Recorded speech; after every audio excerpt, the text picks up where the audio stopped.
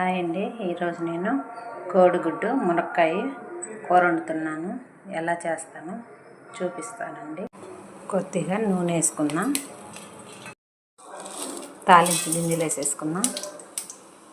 గింజలు వేగిపోయాయి, ఉల్లిపాయలు వేసేసుకుందాం. కొద్దిగా కరివేపాకు వేసేసుకుందాం. ఉల్లిపాయలు కొంచెం మగ్గిపోయినాయి, కొంచెం అల్లం పేస్ట్ వేసేసుకుందాం.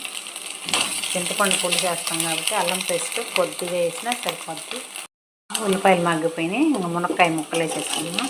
ఉల్లిపాయలు మరీ బాగా ఫ్రై అవ్వలేదు, మునక్కాయ ముక్కలు వేసేసుకున్నాం. ఈ కూరలో టమోటాలు వేయకుండా వండుకోవాలి. టమోటాలు వేస్తే మళ్ళీ ఫ్లేవర్ మారిపోద్ది. ఇట్టే ఉల్లిపాయలు, మునక్కాయలు, కోడిగుడ్డు, చింతపండు పులుసు పోసి వండుకోవాలా. కొద్దిగా పసుపు, కొద్దిగా కల్లుప్పు వేసుకొని కలిపి సిమ్లో పెట్టి మూత పెట్టుకోవాలి ఒక 10 నిమిషాలు. తర్వాత కారం వేసుకోవాలి.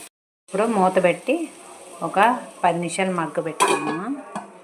వేసి చూద్దాము. కూర మగ్గిపోయి ఉంటుంది, బాగా మగ్గిపోయింది. కారం వేసి చింతపండు వేసేసుకున్నాం.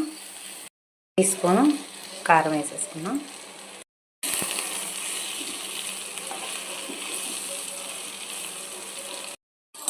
ఇప్పుడు కారం కూడా బాగా ముక్కలకి పట్టిపోయింది. చింతపండు పులుసు వేసేసుకున్నాం. చింతపండు పులుసు వేసేసుకున్నాము. గుడ్లు లాస్ట్లో వేద్దాం. 10 నిమిషాల ముందు కూర దింపతం అన్నంగా వేద్దాము, ఎందుకంటే గుడ్లు ముందు ఉడికిపెట్టేసుకున్నాం కాబట్టి. ఇప్పుడు మునక్కాయ ఉడికేదానికి తగినన్ని నీళ్ళు పోసేసుకున్నాం. మూత పెట్టి ఒక 15 నిమిషాలు ఉడకనిద్దాము.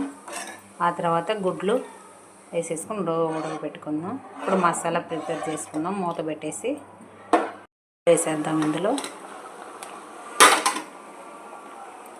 గుడ్లు వేసినాక ఇంకొక 5 నిమిషాలు ఉడకనిచ్చేద్దాం. ఉడకనిచ్చి పొడి వేసి దింపేసుకున్నాము.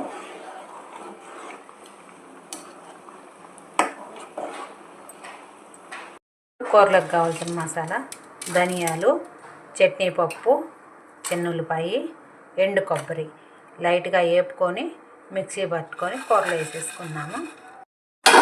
కూర బాగా ఉడికిపోయిందండి. కూర అంతా దగ్గర పడిపోయింది. పొడి వేసేసుకున్నాము.